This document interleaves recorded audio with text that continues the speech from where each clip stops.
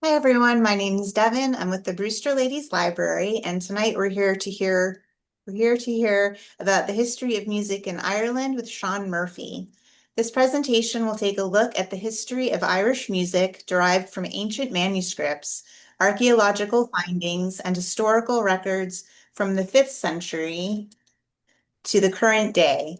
We'll hear of the place that music occupied in ancient Celtic ceremonies and its relationship to the social and legal norms of ancient Celtic society. We will learn of the growing number of instruments that have been discovered in Ireland that are testimony to the musical heritage that has developed over time. The Celtic revival, starting in the late 19th century, will be outlined and will provide a basis for understanding the remarkable level of interest and participation in Irish music that provides us all, players and listeners, with such joy today. This program is offered in partnership with the Centerville and Eldridge Public Libraries. Sean has quite the extensive biography, so I'm just going to give you a little bit of it so you know what he's about. Sean Murphy was born and reared in Dublin and came to live on Cape Cod in 2005. He has a passion for his homeland and loves to share his knowledge and interest about his heritage through classes, workshops, and conversation. He is a teacher of Irish history, music, and dance. Over the past 15 years, he has taught courses at the Irish Cultural Center of New England in Canton, Cape Cod Sons of Erin, Cape Cod Cultural Center, the Cotuit Center for the Arts, and at venues on Nantucket. He leads a traditional Irish music session in O'Shea's Old Inn in West Dennis every night. So I'm going to hand it over to you, Sean. Thanks for being here. Great, Devin. Thank you very much for inviting me to do this. And just one short correction. I don't lead a session every night, just every Sunday night in Oh, O'Shea's Old okay. Inn. I'll come to That that part. later. So, given that it's Irish music, what I'm going to try to do tonight is give you a sense of Irish music. So, I've embedded some videos of some classic Irish traditional music. So, I hope that works well. It usually does. I also have some interviews in relation to some of the discoveries of ancient instruments, and then I try to outline a general history of music in Ireland. Some of it, as you'll see, is quite speculative, but in one sense, it makes some sense. So, with that being said, also, if you wish, I will give you and make available a copy of the tonight's presentation. So at the end, I'll be showing you some information about my courses, and my email address will be there, so you can contact me. I'll also be sharing it with Devin, so Devin can share it with you. So without any further ado, I will go and share my screen. So this will take just a moment.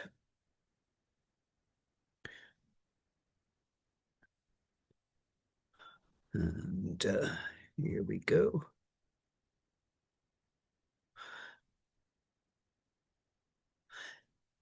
So I'm just going to share a little quote with you that gives you a sense of how important Irish music is for lots of people.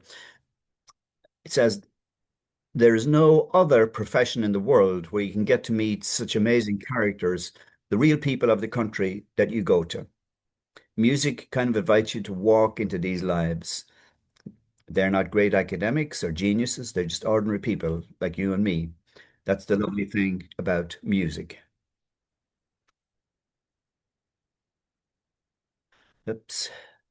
So, in a general sense, we speculate that music has always been an activity engaged in by people in Ireland, as is the case around the world. Every day, archaeologists discover things like bones that have holes in them that turn them into musical instruments. Now, the recent, if you like, history of Ireland after the last ice age begins about 14,000 years ago. Now, we do have evidence for human presence in Ireland going back about 33,000 years ago. And then there's evidence for human activity and settlement in Ireland about 12,500 years ago. Now, these people, we call them hunter-gatherers. And there's also speculation that they may have been from the lost continent of Atlantis. Now, farming took root and farming replaced the hunter-gatherer society. So, farming took root in Ireland around 6,000 years ago in the Neolithic times. And Neolithic just means the new Stone Age. Now, farming required deforestation and the introduction of domesticated animals such as goats, cattle, sheep, and also grain and root vegetable crops. And people live now in permanent settlements, and a feature of life was ceremony. And we know that from some of the evidences that we have. Um, and if you have traveled around Ireland, you're going to see many megalithic features that date back thousands of years ago. Uh, so these are huge stone boulders that were created. Um, there's various types of them. Some of them are stone circles, some of them are cairns, some of them were places where people gathered for ceremonies, and some of them were burial grounds. And those, I suppose the reason why they're still there is because they were too heavy for people to carry away, although there were several attempts made to do so. But as I said, they're still there, and they're evidence of people way back in time, 6,000 years ago. It is believed that community ceremonies would have involved musical forms. It is inconceivable, to many of us at least, that social activity would not have involved some form of entertainment. And it's hard to imagine that you could have entertainment that wouldn't include music and dance. Now, in Gaelic Ireland also, we know from the Brehon laws, which were the laws that operated in Ireland during the Gaelic period, beginning possibly thousands of years ago and ending in the beginning of the 17th century. In those Brehon laws, there was a duty of hospitality on everybody. Now, the duty included for everybody included providing fireside entertainment for travelers staying the night. Now, you can only refuse to take somebody in if they were involved in criminal activity or you had a good reason, because we're talking, thousands of years ago when these laws were made. At that time, there were still dangerous animals roaming around the countryside. Um, Also, clan leaders, they were expected to provide entertainment at events, and there was a lot of mead.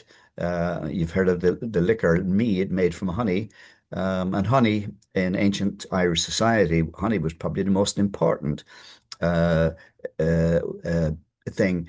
And honey bees were there was even laws in Ireland regarding bees, known as, well, of course, the bee laws.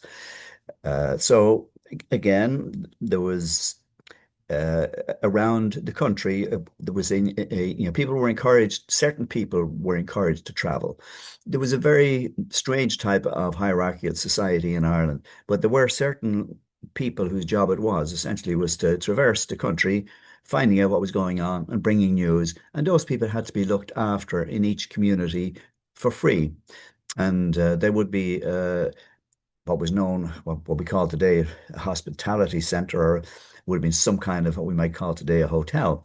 But the if you didn't have those, and people were upset about the fact that they arrived in an area and weren't greeted as they were supposed to be, well, that could have significant results.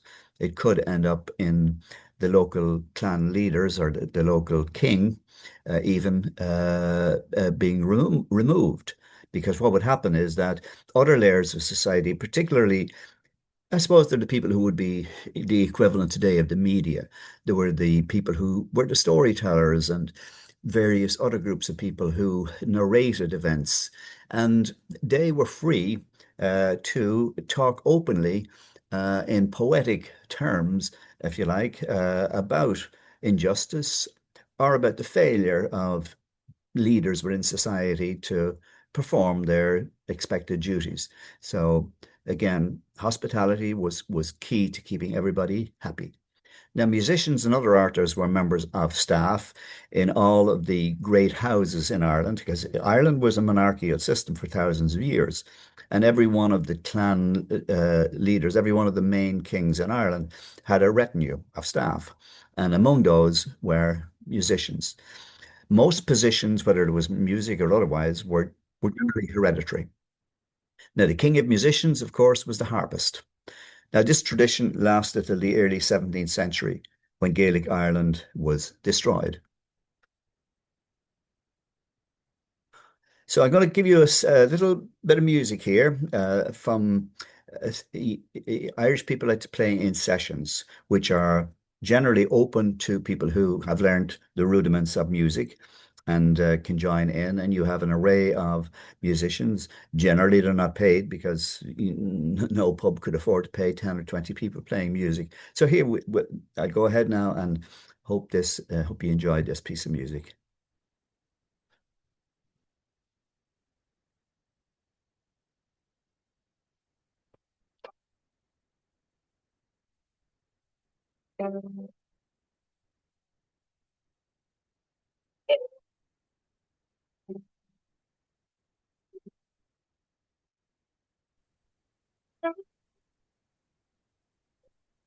Hmm.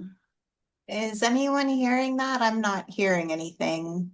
No, I'm not either. Hmm. When you shared your screen, Sean, did you select share sound as well?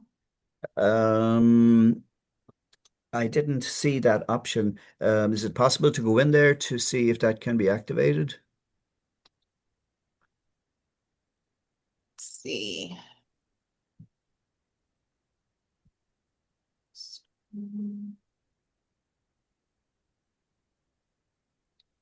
I think it has to be on your end. If you go back in and so you're gonna have to stop your share, but then reshare. And before you officially share your second time, there's going to be an option to share with sound.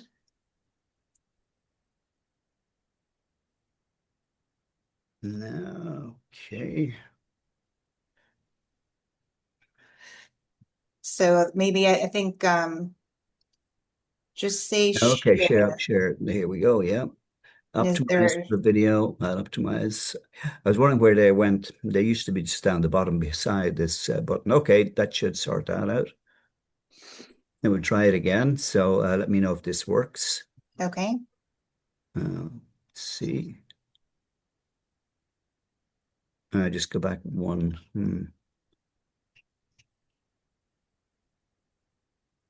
Okay, and we'll start it again.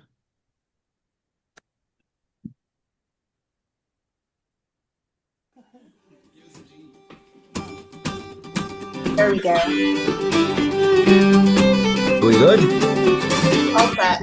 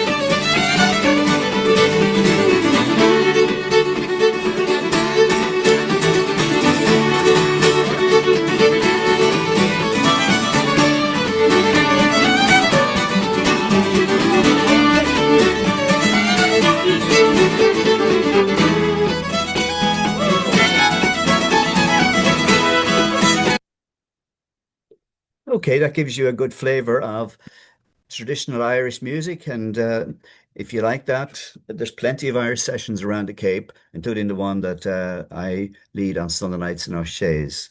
So now let's have a look at some of the finds, if you like, musical finds in Irish history. Uh, so there's over 4,000 years of complex musical playing in Ireland that we have evidence for. And these are known as the Wicklow pipes. On the top there, that's the photograph of them as they were found. And they are from the period 2200 to 2000 BC. And they were discovered in 2003 during an archaeological excavation. Now, these six hand-carved cylindrical pipes fashioned out of yew wood are the world's oldest surviving wooden musical instrument. Ranging in size from 2.8 inches to 11.4 inches long, the pipes were found lying side by side in descending order in a waterlogged trough belonging to an early Bronze Age burn mount. The date for that was 2120 to 2085. Now, the pipes had been hollowed out internally, but there was no evidence of finger holes. The ends of some of the pipes had been worked to a steeped taper, suggesting that the pipes were to form part of a composite wind instrument, such as a bag-fed organ or a panpipe-like device. Now, I'm going to give you a little bit more Ancient information Ireland, here the about Wicklow this, pipes. that the Wicklow pipes. This We're is not talking called about the this one. Peterson Wicklow pipe. This is not what I'll be talking about today. The Wicklow pipes were recovered in 2003 by Bernice Smalley in a trough in County Wicklow of Ireland. They are believed to be about 4,170 years old, which makes them come from around 2150 BC. There are 6 pipes that go from ascending order from 29 to 52 centimeters, with no evidence of finger holes. Sadly, we don't really know how these were used in the past, but there are 2 ideas, one of them being more like a panpipe, like the Greeks used, and the second one being more like an ancient bagpipe with an airbag at the bottom.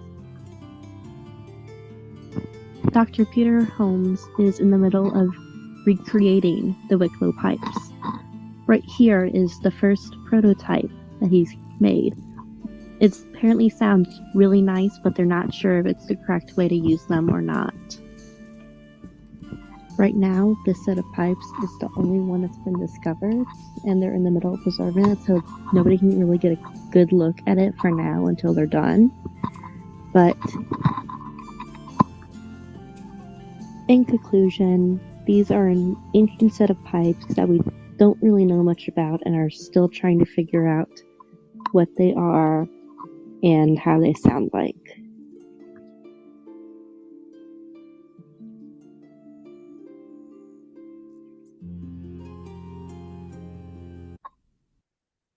So now we've got here two fine samples of late Bronze Age horns. They're from the period 900 to 600 BC. Now, over 100 horns similar to these have been discovered in Ireland, often made in the north of Ireland, and many of them were found in bogs. Now, these 2 late Bronze Age horns were discovered in bogs located in Drumbest, County Antrim, and Derrynane in County Kerry. They were made from bronze and were originally cast in clay molds. And they represent sophisticated pieces of early metalworking and were undoubtedly valuable items in their time. Now, during the late Bronze Age, there are 2 main types of horn from Ireland, one blown from the end and the other from a side mouthpiece, with both types being illustrated on slide 11. That's the 2 that I showed a couple of slides back. Now, in general, the end-blown horns are mainly found in the southwest of the country. That would be down around County Kerry, while the side-blown horns have a more even distribution around the country. They appear to have been popular instruments, and to date, over 122 have been discovered in Ireland. Now, amazingly, this accounts for over half the total number of Bronze Age horns that have been so far found in Europe and the Middle East. When the horns were blown, they probably made a noise similar to a didgeridoo. Here's another beautiful piece here. It's called the Loch trumpet from County Armagh. It's dated at 100 BC. This magnificent trumpet is one of the finest surviving horns of the European Iron Age, because around 500 BC, we moved on from Bronze Age into the Iron Age. And it was discovered during drainage works at the site of a former lake, Loch in County Armagh. And alongside it were three other horns, which unfortunately have been lost. Now, dating from around the 1st century, the trumpet measures 6 feet in length and is made from curved and riveted sheets of bronze.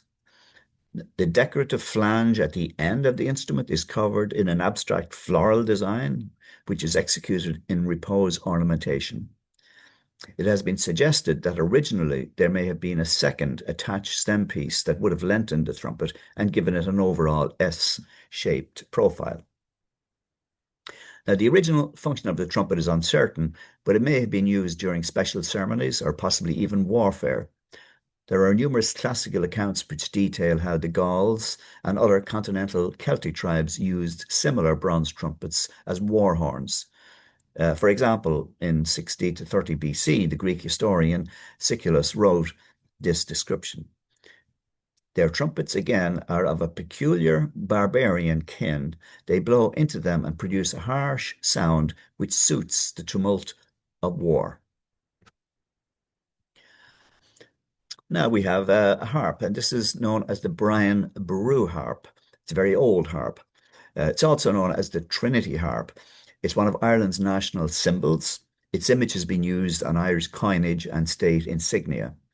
Now, according to the 18th century antiquarian Charles Valency, this harp was once owned by the High King of Ireland, Brian Boru, who died in 1014 AD at the Battle of Clontarf. Now, the instrument is intricately carved and it bears the O'Neill coat of arms. The O'Neills being the main clan in the northern half of Ireland. So here's a little talk about the instrument. This was on, it was the Late Late Show in Ireland. It's a weekend show, so I'll let you listen to it. Of all, the one you refer to, which is over 4,000 years old. All right, let's have a look at what you have here now. What is this? That is a reproduction of a bronze horn from County Antrim. There are two like this one in existence. One is in the National Museum of Ireland in Dublin, and the other is in the Ulster Museum in Belfast. They can both be seen there. And this is an exact reproduction. Now, can you play this? I can. Off you go. Okay. I'll play a slow air type sound because this instrument has a beautiful voice.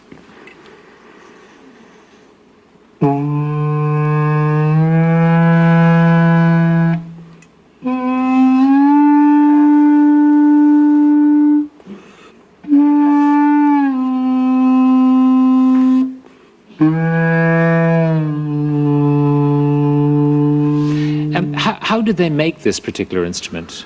They cast it using a two-part clay mould with the centre core held in position by little bronze pins. When was this made?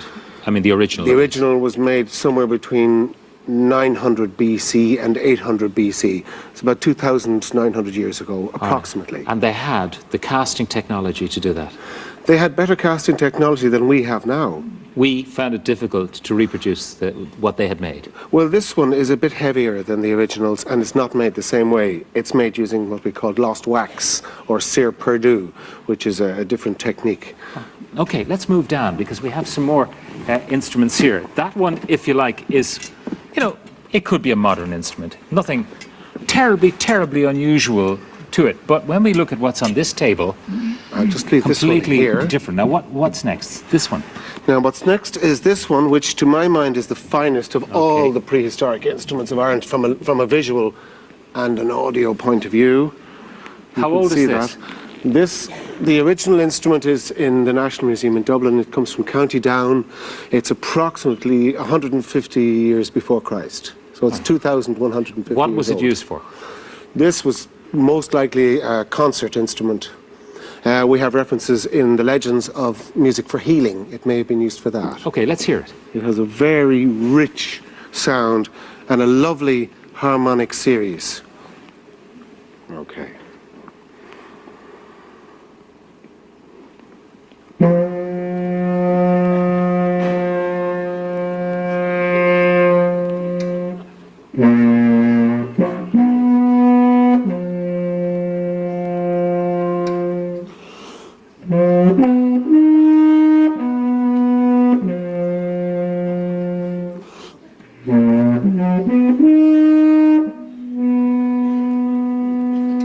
Okay, Simon, just think about this. This has not been heard, that sound, since before the time of Christ. That sound hasn't been... the original one was played very briefly in the 1950s with the National Symphony Orchestra, and I'm trying to find out more about that. Okay. Other than that, no. Now, this next instrument, of similar sort of curvature, but used in a very different way. Let's take it in a very different way. Yeah. Now, this one, this is the famous Loch na Shade trumpet. Again, the first reproduction. If you're in the National Museum in Dublin, you can see the original, and it's shaped like that. Okay. See, you'll see it on display in the Treasury Room. And what was this used for? This was undoubtedly a war trumpet. This was used to intimidate. It was used to lead an army into battle. Now, there may have been 100 of these in a line, and the army may have been 5,000 men. And as they marched forward, these led them into battle so that the other army would be terrified and the army coming behind would be brave and strong, providing you played the right sound. Okay, let's play a war sound. Okay, now you've got to imagine that there's 100 of these and there's a huge army coming behind. So here we go.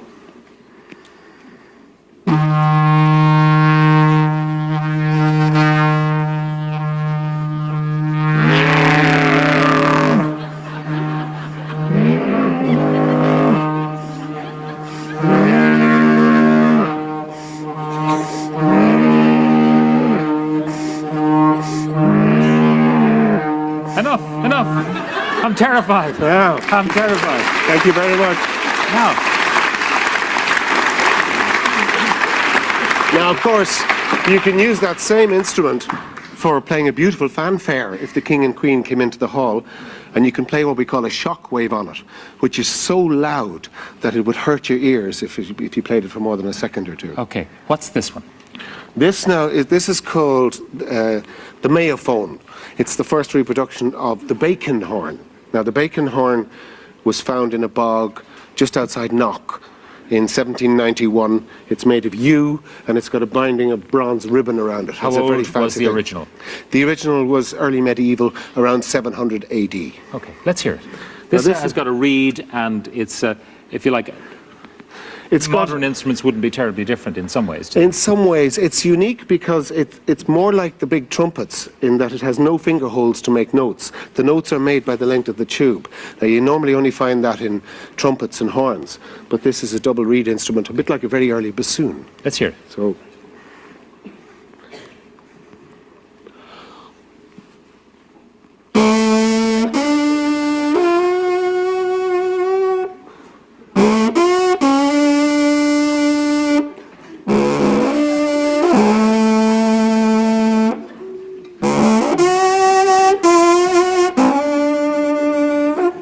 Great jazz instrument. It's a great jazz instrument.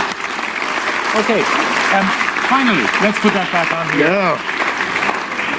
I'm going to bring it to New Orleans. Right. Now this one here, this again is a reproduction, but the original bits are extant. They are, absolutely, and they're hugely important because the original bits that survive are the pipes from here up. There's actually 11 pipes surviving. 6 of them are complete and were found together. And the way they were found in the bottom of a fulloch fia, which is like an ancient cooking place, where you make a trench in the ground, you fill it with water, and you put in hot stones until the water boils. And then you can boil something like a pig in it, you know. Okay. And there were lots of them all around Ireland. How old was the original of this? The original of this is dated, proven at 4,134 years ago. Wow. which is plus or minus 30 years. It's incredibly important. And you're going to let me try and play this? Please, now you get to be the first to make this sound publicly In 4,000 more years? than 4,000 years. Okay. I hope there isn't a curse on them.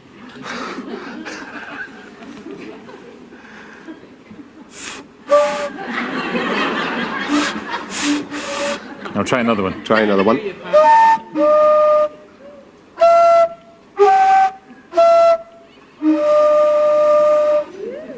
you go. Lovely. There you go. 4,500 years. Yeah. You see, what's really important, what's vital about these, it's not so much the find itself, those beautiful wooden pipes that are that age, it's the way they were presented in the find, in the fireplace, the cooking place. The fact that it's an actual scale that we're given.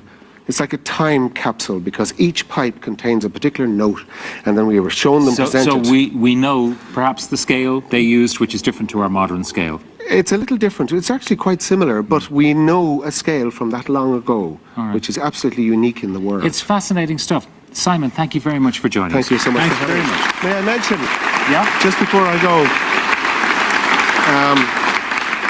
tomorrow we're having a signing in the National Museum of Ireland in Kildare Street in Dublin, where you can see these and you can see the originals, and next week in Kenny's Bookshop in Galway. In Galway. Very good. Thank you Simon, so thanks a much. million. All the best. Simon O'Dwyer. Thank you. Bye-bye. Of all the ones. So this here is just an image from the session that I lead on Sunday nights in O'Shea's Old Inn. So it's on from 4:30 to 7. So if you want to hear some good old trad music, come and join us. Now the community of Irish music is known as the Session, and these are informal gatherings of musicians. The general session scheme is that someone starts a tune and those who know it join in. And good session etiquette requires not playing if you don't know the tune and waiting until the tune you know is played. Common sense. Now, in an open session, anyone who is able to play is welcome. More often, there are more or less recognized session leaders. Sometimes there's no leaders. At times, a song will be sung or a slow air played by a single musician between sets. And also, they vary all over the place. The one in O'Shea's, we occasionally have a Shanna Key, who's a storyteller, come in. We have a woman who sings songs as Gaeilge, in other words, in Irish. And we have quite an array. We have a 92-year-old woman who recites poems from Robert Burns. So we got quite a thing going. So a little bit about musical development in Ireland and competition. Now, as I said, we can only speculate on the ways that people were taught to play music and the role of music in society during the Neolithic age, that was 4,000 to 2,500 BC, and then the Bronze Age from 2,500 down to 800 BC. Now, there's no existing written records to inform us. What we know comes from the oral tradition, passed down from generation to generation, and put to paper in the literary period beginning in Ireland around the 5th century AD. You saw there in that clip a person, playing ancient instruments, but we're not too sure exactly how those instruments were played and what the skill level would have been to get, sounds other than possibly better than the ones that you heard there today. Now, we know that in Ireland there was a tradition beginning where people came together for competitions, and they were known as the Tailteann Games.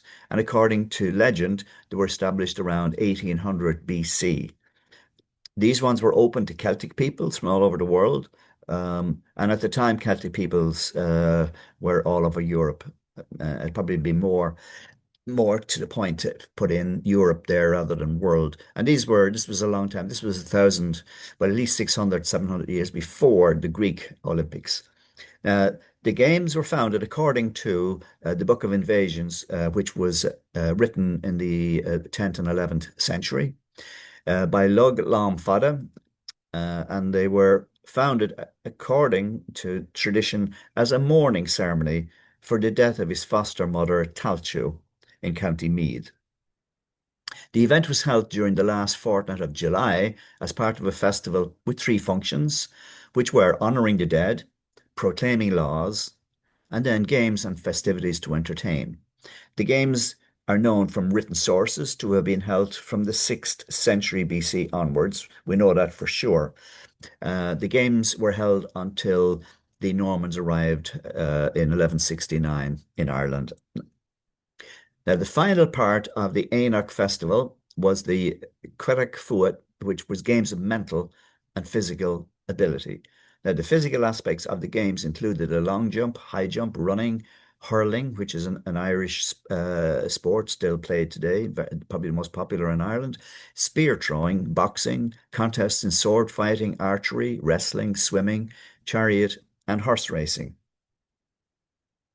Now, the mental ability competitions included competitions in strategy, chess, singing, dancing, music, and storytelling. And then there was craft competitions for goldsmiths, jewelers, weavers, and armorers. Now we get to more recent times, and we had a Gaelic revival. As I said, in the beginning of the 17th century, the old Gaelic society came to an end. Um, if you've got questions about that, I'll answer them in the Q&A. But obviously, from the beginning of the 17th century, for the next few centuries, Irish society was changed, the culture was destroyed, the language was literally destroyed. And then in the 1800s, particularly from 1850 onwards, there was a Celtic revival. The issue for people was, because at this stage people had been fighting for hundreds of years, to get independence. And the issue now was, well, what do we mean by independence? Um, you know, if we become independent and we're all speaking English, what kind of independence is that? Or if we get our independence and we're not just speaking English, but we're playing cricket, and we're wearing the same clothes as the English, and we dance the way they dance, and we behave as they dance, can we really, can we really talk about being independent as Irish people? So the idea of the Gaelic revival was to re-establish the basis of Celtic society and of Irish society by going back and looking at the writings, going back and discovering the ancient sports and culture. And that began in earnest in the 1880s. So the kind of revival then was accelerated from the 1880s. There was a major project at that time, which was to reverse the Anglicization of Ireland, sometimes called the de-Anglicization process. Um, and that meant everything from simply boycotting, English plays, English books, and encouraging then the publication of ones in Irish as well as ones that dealt with Irish topics. Anglicization, as such, had begun in 1167, but it was accelerated then from the early 17th century after the defeat and the end of Gaelic society. But during those years, people kept the old, songs, the old dances, the culture, the history alive. And this was an ongoing issue for England. So in the beginning of the 19th century, they tried to deal with it because people were being educated at this time in what you may have heard of hedge schools. So people, kids would be taught Irish history and all sorts of things about Ireland, and the English wanted to end that. So what they did was to set up a national school system in the 1830s. People then had to send their children to these schools. In those schools, they were not going to learn Irish language. They were not going to learn Irish history. They were going to have a curriculum that was designed to turn them into nice, good English people. So as I said, the objective was to teach them so they would become Anglophiles, if you like. And then following almost 200 years when being Irish was literally a criminal offence, this new plan was, as far as a lot of people were concerned, the nail in the coffin for the Irish language and all aspects of Irish culture and history that had been maintained up to then, essentially underground, but at a great cost to the people for hundreds of years. The Great Hunger, or the Potato Famine of the 1840s, almost completed the job of the destruction of the language and the culture. The million plus who died were from the areas in Ireland where the language and culture had been the strongest. And also, a lot of the immigrants left from those areas as well. After the 1840s, then we saw an emigration of another 3 million over the following 70 years, and that literally left Ireland unrecognizable. But all was not lost. Organizations emerged in the latter part of the 19th century with the purpose of getting Irish people involved in reclaiming their heritage, their land, and political independence. So Irish language and culture, games, music, dance, art, folklore, literature, etc., were the focus. And then independence for 26 of Ireland's 32 counties in 1922 allowed for new initiatives to be undertaken. So for the last 100 years, there's been a rediscovery of many aspects of Ireland by Irish people who are interested in rediscovering what it is to be Irish and what Ireland's history was. And there's lots of great examples of that, but one of them, given what we're talking about tonight, you now can qualify for a master's and a PhD in Irish music and Irish dance at the University of Limerick. Also, since the 1950s, we have an organization called Comhaltas Ceoltóirí Éireann. They're an international organization. Their goal is to preserve traditional Irish music and culture and to make it available for people everywhere to enjoy. There's over 400 branches worldwide. It's a completely non-partisan organization flourishing in many lands around the world, and including in the US. Now, the Fleadh Cheoil, which is their main event, it's their music festival every year, starting from 1951. It's the world's largest annual Irish traditional music festival and competition. It features over 180 competitions, concerts, céilís, and street performance, attracting hundreds of thousands of visitors to celebrate Irish culture. It's a week-long event, and the towns that it goes to, there's typically 400,000 to 500,000 people turning up to those towns during the week. This year, very, very significantly, it will be held in Belfast for the first time. One of the great musicians from Ireland who emigrated was a man called Joe Cooley. If I'm correct, he went to Chicago and he became head of the police in Chicago. And an essential condition for recruitment into the police force, it is said, was that you play an instrument. So here's a little piece about Joe Cooley. He died in 1973.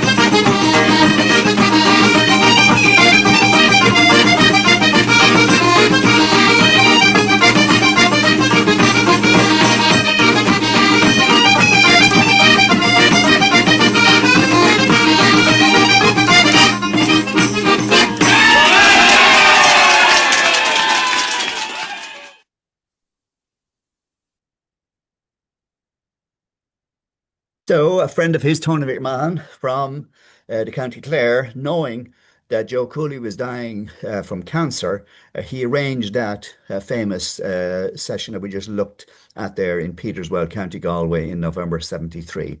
And accompanying Joe Cooley was his brother Jack on the bodhrán and the banjo player Des Mulcair from Crusheen in County Clare. Joe died a month later in St. Luke's Hospital, which is the cancer hospital in Dublin.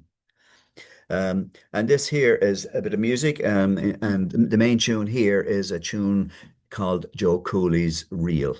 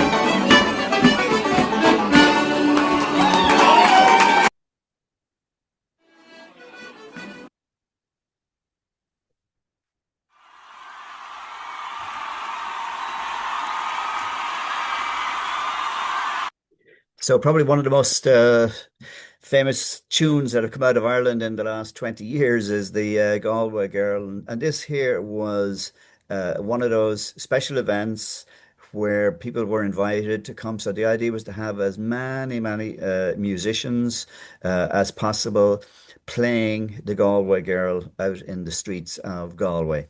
So here we go.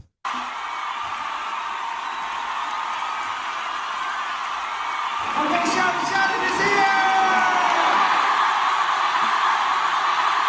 Give him a Monday! Come on, Galway, let's do this! 8, 7, 6, 5, 4, 3, 2, 1.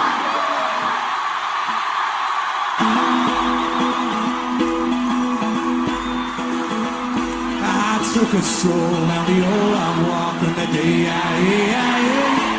I met a little girl and we stopped to talk on a fine soft day. I asked my friend, oh, what's a fella to do? Because her hair was black and her eyes were blue.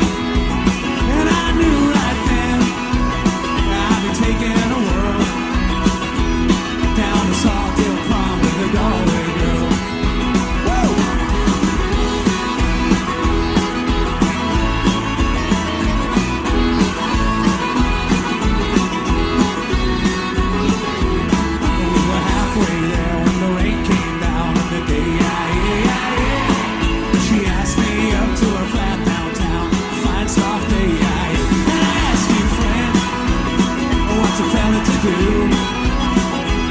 Because her hair was black and her eyes were blue. So I took her hand and then I gave it a twirl, and I lost my heart to a Galway girl.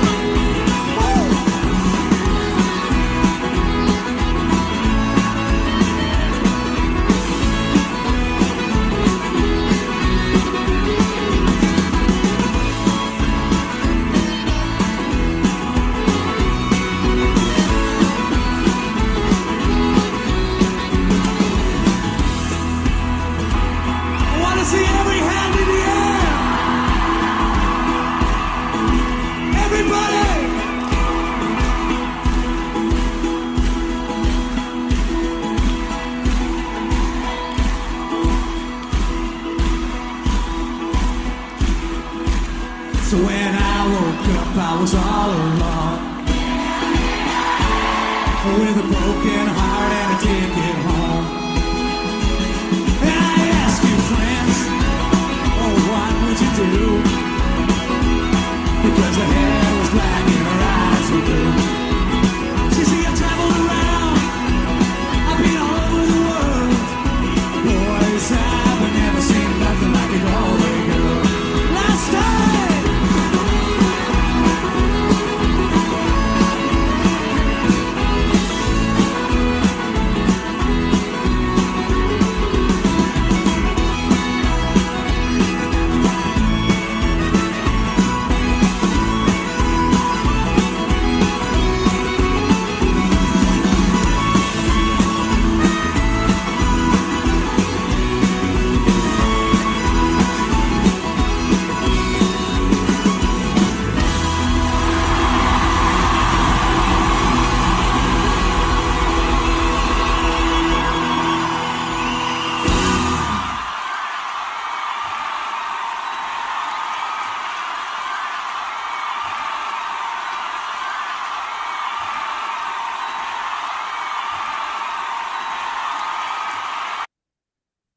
So as you can see, Irish music and Irish dancing is alive and well in Ireland.